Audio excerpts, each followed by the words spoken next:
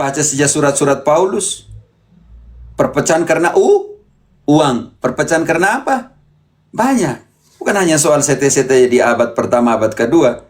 Dari yang ditulis saja sudah ada sete-sete di situ dalam pengertian memecahkan diri dalam pengertian ajaran yang miring-miring. Yang kau tahu tentang Marcion itu apa? Tahu dari cerita mereka memisahkan bahwa katanya Tuhan dalam perjanjian baru dengan Tuhan dalam perjanjian lama itu sangat berbeda. Bahwa Tuhan dalam perjanjian lama itu adalah iblis, terutama jadi kurang lebih ada banyak sih variasi mereka. Tapi awalnya ada yang begini yang agak aneh itu, bahwa awalnya Tuhan itu sama ketika Kisah Penciptaan, lalu ditumpangi ketika Musa mengeluarkan bangsa Israel dari Mesir, itu mulai ditunggangi katanya. Terus saya sempat nanya sama dia juga kan, nah kalau kamu bilang bahwa Tuhan dalam perjanjian lama itu Yahweh itu adalah iblis, kenapa kamu juga kitab sucinya kok masih pakai perjanjian lama? Karena saya sempat nanyakan sama dia kan, memang pakai kitab sucinya apa? Ternyata sama juga, PL dan PB juga Romo. Dan mereka mengaku karena saya apa ya istilahnya mendetail sama dia, nanyanya mau apakah kamu punya gereja tersendiri gitu kan? Apakah kamu punya gereja? Tidak, mereka ternyata mereka menyebar gitu loh, Mo. Sama seperti JO gitu loh, Mo. Kalau JO kan saya udah ngerti banget dari Romo, kan sering saya dengar. Cuman Marcion ini kan agak jarang banget gitu, Mo. Itu yang pengen saya ketahui, Mo. Kalau begitu Tuhan berubah ya? Tuhan merubah, malah sempat ditunggangi. Katanya Tuhan itu iblis semenjak dari Musa membawa bangsa Israel keluar dari Mesir itu loh. Ya, Marcion bilang Tuhan perjanjian lama itu Tuhan jahat. Tuhan perjanjian lama adalah iblis malah, Mo. Bukan Ya, Tuhan tidak jahat jahat, lagi, Mo. maksudnya jahat. Tuhan perjanjian lama itu jahat. Betul. Oke, Karena Paman Jemi, saya bantu Romo. Ya, silakan. Saya bantu. Ya. Paman Jemi, tadi ada pernyataan mereka mengaku PL, kitab suci perjanjian lama nggak? Makanya saya bantah lah kalau kamu bilang bahwa Tuhan perjanjian lama iblis, kenapa PL lu masih pakai juga gitu kan? Bantahan saya kan itu kan, larinya gitu kan Bang Kamen. Ya, makanya saya heran kok mereka mengakui perjanjian lama, kok mengatakan itu jahat. Nah justru itu, makanya saya bantahannya kan di situ Bang. Oh, jangan-jangan ini neo ini pembaru nih, neo Marcionis ini. Nah itu Bang, salah satu di antara mereka ada yang mengaku neo gitu kan Bang. Makanya saya tanya, kamu gereja di mana? Allah bertentangan dengan dirinya sendiri. Iya, menurut mereka pasti seperti itu, Mo. Tapi menurut kitab suci tidak. Maleakhi 3 ayat 6 mengatakan Allah tidak pernah berubah. Coba baca Maleakhi 3 ayat 6. Allah tidak akan pernah berubah.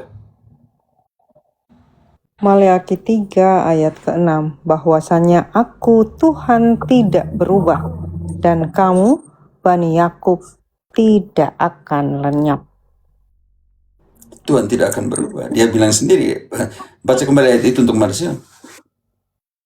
Bahwasanya aku Tuhan tidak berubah, dan kamu Bani Yakub tidak akan lenyap. Tuhan tidak akan berubah. Dan sekarang janjinya kepada Abraham sampai kapan? Lukas 1 ayat 55. Sampai kapan? Lukas 1 ayat 55. Seperti yang dijanjikannya kepada nenek moyang kita, kepada Abraham dan keturunannya, untuk selama-lamanya.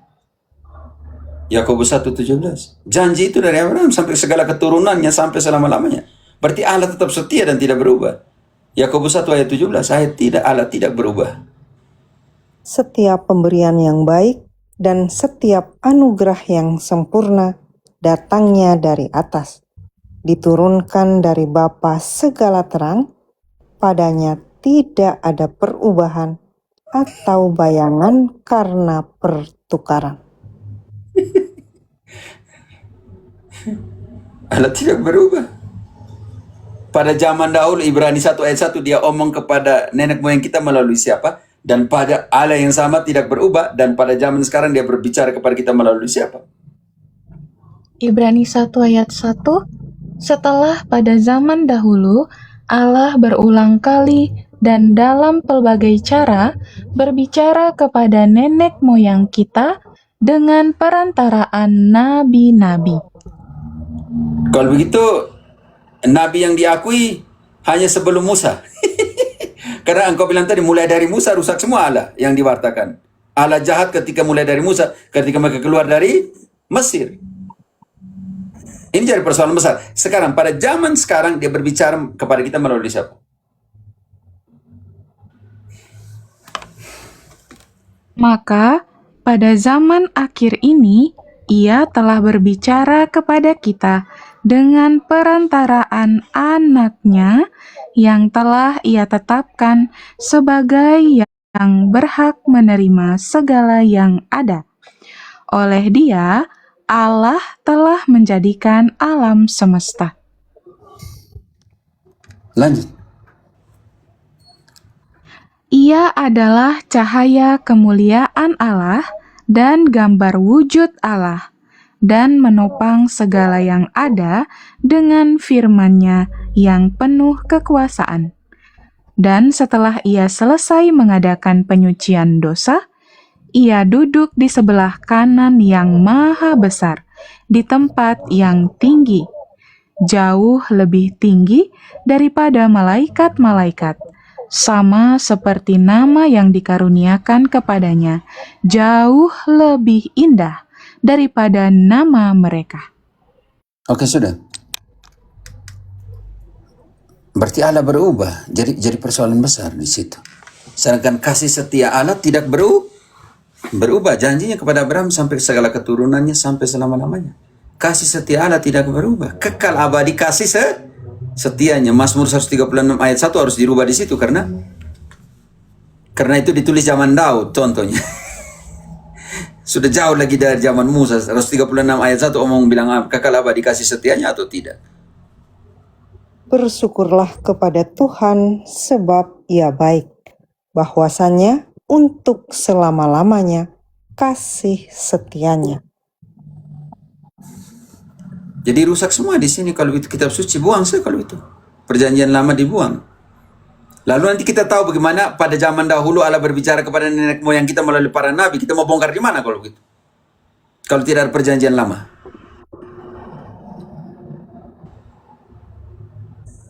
Justru itu mau setelah saya bertemu dengan mereka kan saya kan sedikit-sedikit mencari itu ya mau ya, mencari tahu gitu mau.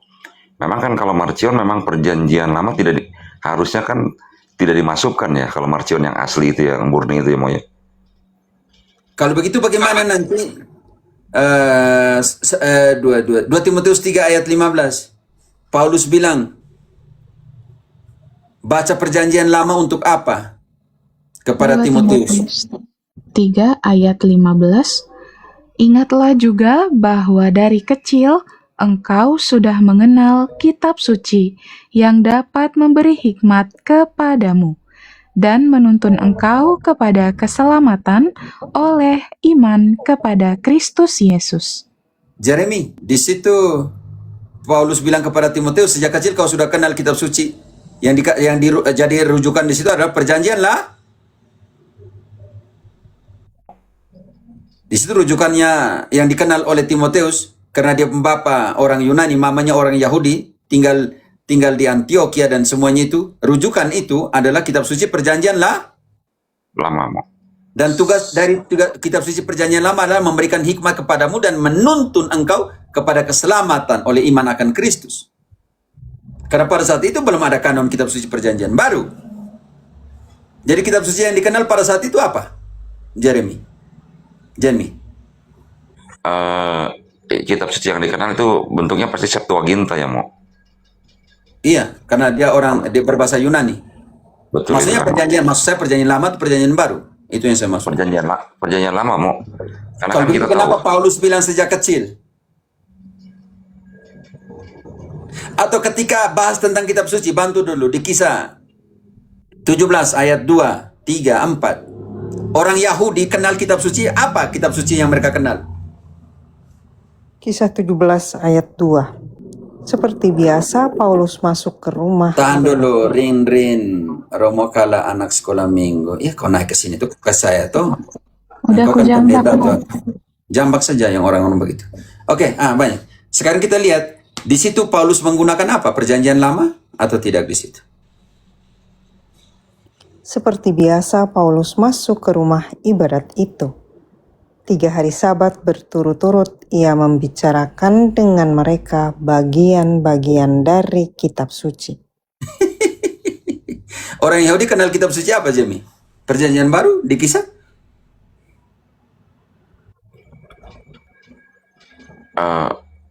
Gimana pertanyaannya? Di situ yang dibahas oleh Paulus dan orang Yahudi di sinagoga selama 3 hari Sabat berturut-turut. Mereka bahas tentang kitab suci. Yang dibahas itu apa di situ? Perjanjian lama mau. Perjanjian lama. Sekarang turun ke ayat 11. Yang diselidiki setiap hari itu kitab suci perjanjian baru atau lama? Orang Yahudi. Ingat, orang Yahudi. Ayat 11-nya. Orang-orang Yahudi di kota itu lebih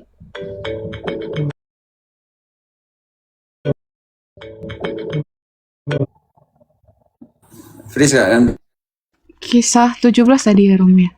17-11. Kisah 17 ayat 11. Oke.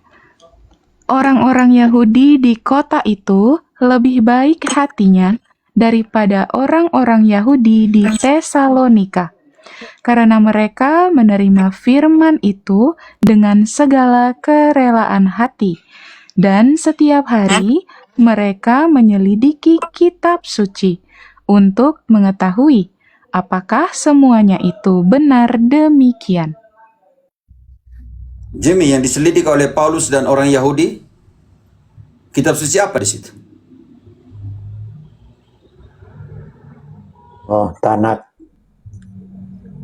Iya. Perjanjian baru belum ada. 27 kitab suci perjanjian baru belum ada. Kalau itu kenapa di situ Paulus bilang buang kitab suci perjanjian lama karena Allah jahat perjanjian lama. Ternyata diselidiki oleh Paulus dan orang Yahudi untuk tahu mana yang benar.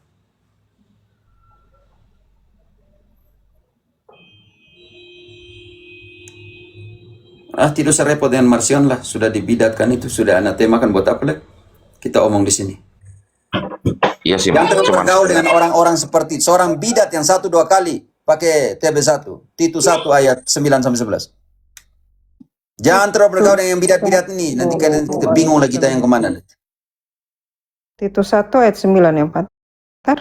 Sampai 11. Dan berpegang pada perkataan yang benar, yang sesuai dengan ajaran yang sehat. 3.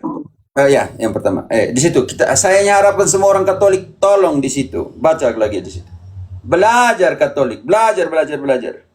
Baca kembali. Dan berpegang kepada perkataan yang benar, yang sesuai dengan ajaran yang sehat, supaya ia sanggup menasehati orang berdasarkan ajaran itu, dan sanggup meyakinkan penentang-penentangnya. Karena sudah banyak orang hidup tidak tertib, terutama di antara mereka yang berpegang pada hukum sunat. Dengan omongan yang sia-sia, mereka menyesatkan pikiran. Orang-orang semacam ini harus ditutup mulutnya, karena mereka mengacau banyak keluarga dengan mengajar yang memalukan. Tutup mulut mereka, tetapi engkau harus belajar doktrin. Kalau tidak bisa tutup mulutnya. Bab 3 ayat 9-11. Bab 3. Tetapi hindarilah persoalan-persoalan yang dicari-cari dan yang bodoh, persoalan silsilah, percekcokan, dan pertengkaran mengenai hukum Taurat, karena semua itu tidak berguna dan sia-sia belaka. Lanjut. Seorang bidat yang sudah 1-2 kali kau nasihati, hendaklah kau jauhi. Karena Kau tahu bahwa orang yang semacam itu benar-benar sesat dan dengan dosanya menghukum dirinya sendiri. Jangan terlalu buang kamu punya waktu untuk omong dengan orang yang sudah dianatemakan, dibidatkan, yang sesat seperti ini. Oke, Jamie? Buang-buang kamu waktu. Mengerti mau? Kalau sudah omong itu, tinggalkan dia. Sudah 1-2 kali kau jelaskan tidak ikut, mau buat apa?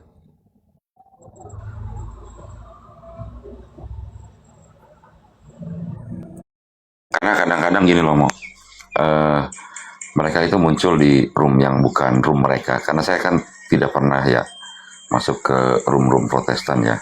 Atau room Katolik pun jarang, kecuali ke room Romo. Saya memang banyak di room-room teman-teman Muslim. Kadang-kadang mereka itu seperti mengaku bahwa saya Kristen, ini loh ajaran saya yang benar loh. Makanya saya kadang-kadang di situ suka ikut campur atau pengen tahu gitu mau kadang-kadang. Karena utamanya mereka itu bisa mengatakan bahwa Allah dalam perjanjian lama dengan Allah dalam perjanjian baru itu berbeda. Karena Allah perjanjian lama itu sangat baik hati, sedangkan Allah perjanjian lama itu kejam, katanya, seperti iblis. Mereka memang mengeluarkan ayat itu mengadakan yang ngeluarin ayat. Saya juga sempat baca bahwa memang itu tertera seperti yang Musa itu segala macam. Ingat Mereka bahwa mengatakan Allah dalam perjanjian lama, Allah dari sebuah suku, oke? Sebuah bangsa Iya, iya. namanya Israel. Janji itu diberikan kepada mereka pertama. Sebab janji-janji diberikan kepada siapa? Ini yang harus dilihat. Bantu dulu, Roma 9 ayat 4. Tugasnya saya begini. Roma 9 ayat 4. Roma 9 ayat 4. Sebab mereka adalah orang Israel, Tahan mereka dulu. Orang apa? Pelan-pelan. Pelan-pelan, Ginting. Mereka adalah, orang Israel. dan orang Israel menerima apa? Bantu dulu. Mereka telah diangkat menjadi anak, dan mereka telah menerima kemuliaan dan perjanjian-perjanjian dan hukum Taurat dan ibadah dan janji-janji. Mereka adalah keturunan bapa-bapa leluhur yang menurunkan Mesias dalam keadaannya sebagai manusia. Tahan dulu situ, menurunkan Mesias. Roma 1 ayat 3. Akan dilanjut. Ide saya, engkau tidak yang terserah yang baku dekat situ. Roma 1 ayat 3. Yesus datang dari keturunan siapa? Roma 1 ayat 3 tentang anaknya yang menurut daging diperanakkan dari keturunan Daud. Kalau mau tahu bongkar silsilah Yesus punya tentang Bunda Maria ya, di dalam Lukas 3 ayat ke-22 selanjutnya kita akan menemukan silsilah Yesus Kristus punya. Tidak usah ke sana. Kembali ke Roma 9 ayat ke-4 tadi yang nenek moyang menurunkan Mesias. Iya. Mereka adalah keturunan bapa-bapa leluhur yang menurunkan Mesias dalam keadaannya sebagai manusia. Dan di Roma 1 ayat 3 yang menurut daging berasal dari keturunan Daud. Oke, dan dalam keadaan manusia lanjut. Yang ada di atas segala sesuatu. Ia adalah Allah yang harus dipuji sampai selama-lamanya. Allah yang harus dipuji, berarti awal sampai akhir Allah itu tetap sama. Indri, bantu. Wahyu 1 ayat ke-8. Akulah awal dan akhir, akulah sekarang, akulah yang akan datang. Tidak berubah. Aku adalah Alfa dan Omega, firman Tuhan Allah yang ada dan yang sudah ada dan yang akan datang, yang maha kuasa. Baca kembali tadi Ginting, yang terakhir. Ia adalah Allah yang harus dipuji sampai selama-lamanya. Amin. Akulah awal, aku sudah ada, Alfa dan Omega, sudah ada, yang ada dan yang akan datang. Bantu dulu, berubah atau tidak berubah di sini. Ibrani 13 ayat 8, Indri. Ibrani 13 ayat 8. Yesus Kristus tetap sama, baik kemarin maupun hari ini dan sampai selama-lamanya. Marsion, baca kitab suci toh. Yesus tetap sama, tidak berubah. Baik kemarin, hari ini, Hari ini dan sampai. sampai selama-lamanya. Kalau itu, Yesus tidak berubah. Baik hari ini dan sampai selama-lamanya kecuali kemarin. Rusak. Kitab Sejarah rusak di tangan Marsion, oke?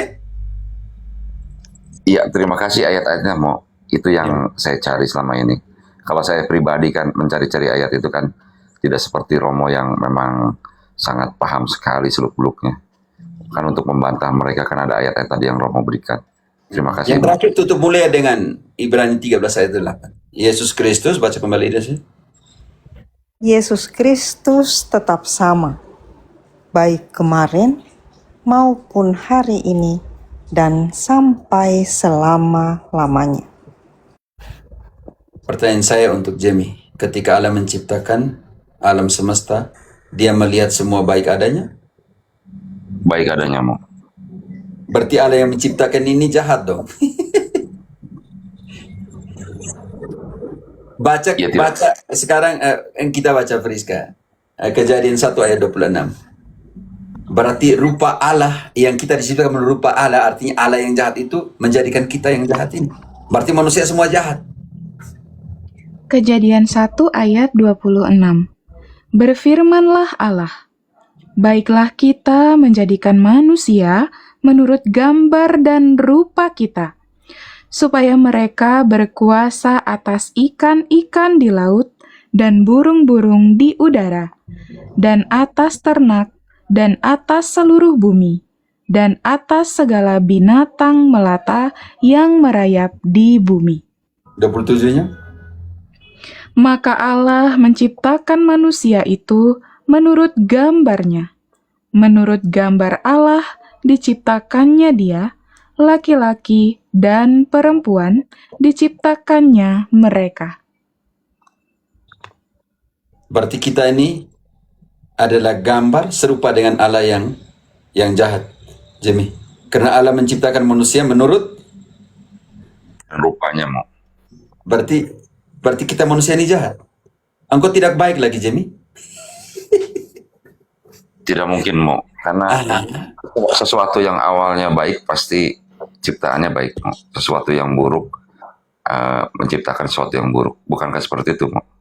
Ya, karena tidak ada ini Matius 7 ayat ke 18.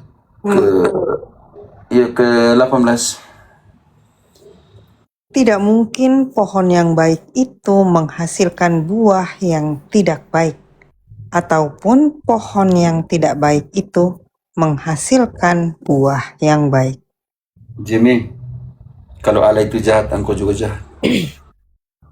Karena pohon dilihat dari buah. Buahnya mau. Kalau itu Allah yang jahat ini mengatakan betapa besar kasih Allah kepada manusia. Dan dia karena kasihnya itu dia mengutus anaknya. Kenapa betapa besar kasih Allah itu? Bantu dulu ginting Filipi 2 ayat ke-6.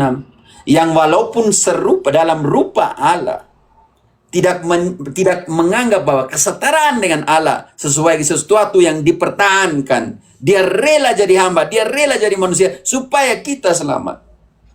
Filipi 2 ayat 6. Yang walaupun dalam rupa Allah tidak menganggap kesetaraan dengan Allah itu sebagai milik yang harus dipertahankan. Lanjut. Melainkan telah mengosongkan dirinya sendiri dan mengambil rupa seorang hamba dan menjadi sama dengan manusia. Sekarang dalam keadaannya sebagai manusia. Dan dalam keadaan sebagai manusia, ia telah merendahkan dirinya dan taat sampai mati, bahkan sampai mati di kayu salib. Wow, betapa besar kasih Allah kepada manusia. Rela mati untuk menyelamatkan kita. Merendahkan dirinya dan mati di kayu salib, bahkan mati di kayu salib.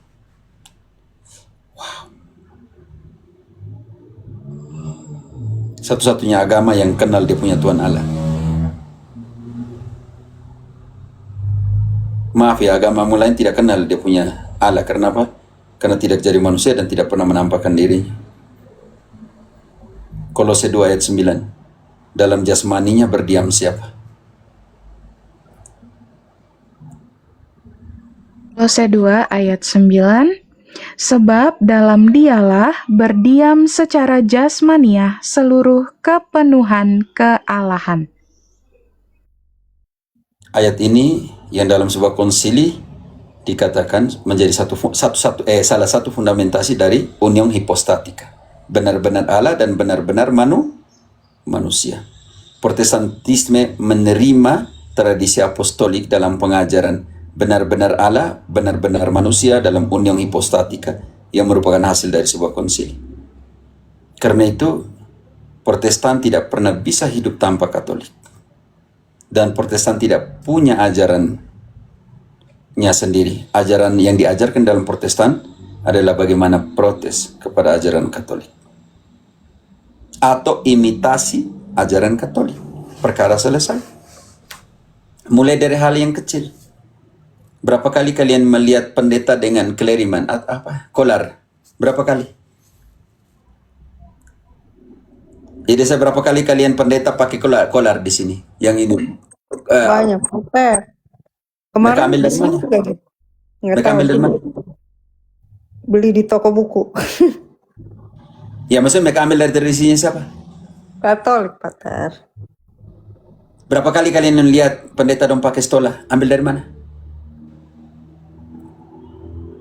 Katolik. Pakai stola itu tuh. Stola itu. Katolik. Ambil dari mana? Katolik. Yang ada cuma di Katolik. Nggak ada di tempat lain. Bahkan terakhir abu-abu ya mau mereka mengikuti kita ya mau. Kalender liturgi, kapan mereka tahu bahwa itu hari Rabu? Abu, itu pekan suci, kapan? Mereka ambil dari mana? Kalau bukan dari kalender Katolik? Fotokopi Kenapa? mau. Ya fotokopi, makanya gitu. Lebih baik saya pergi yang palsu, yang tukang imitasi, ya pergi yang asli saja. Kalender yang mereka pakai, seluruh dunia pakai kalendernya siapa? Gregorius.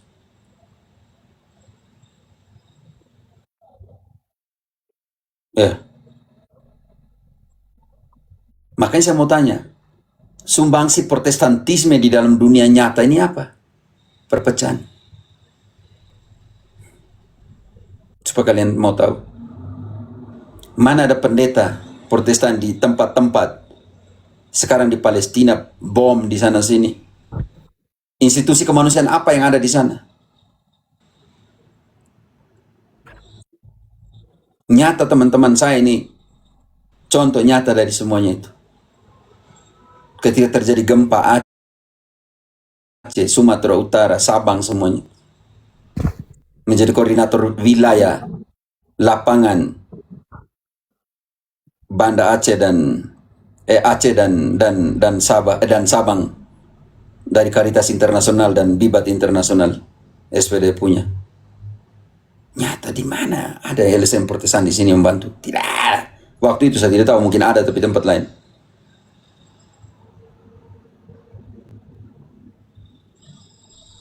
Apa sih sumbangsi? Perpecahan. Contoh paling kecil, berapa pendeta-pendeta yang terlalu omong banyak tuh di YouTube mereka apa?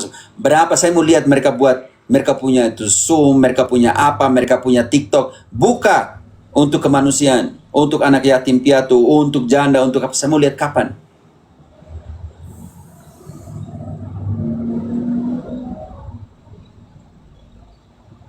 Coba kalian lihat berapa rumah sakit Katolik di seluruh dunia. Saya mau keluarkan data 2025, kita keluarkan. Terakhir kali saya keluarkan ini. Malas juga sebenarnya keluarkan data ini. Banyak, Pater. Sebentar saya keluarkan dulu. So Protestan itu jangan asal framing Katolik kalau tidak tahu apa-apa. Statistik 2025.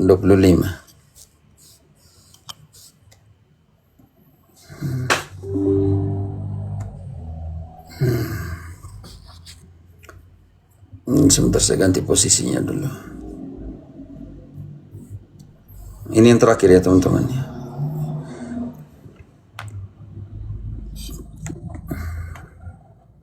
Agensi Fides, Protestan juga bisa lihat di situ di internet ada kok. Dalam bahasa Spanyol, minta maaf ya. Statistik Gereja Katolik 2025 ini. La Estadística de la Iglesia Católica 2025. Langsung ke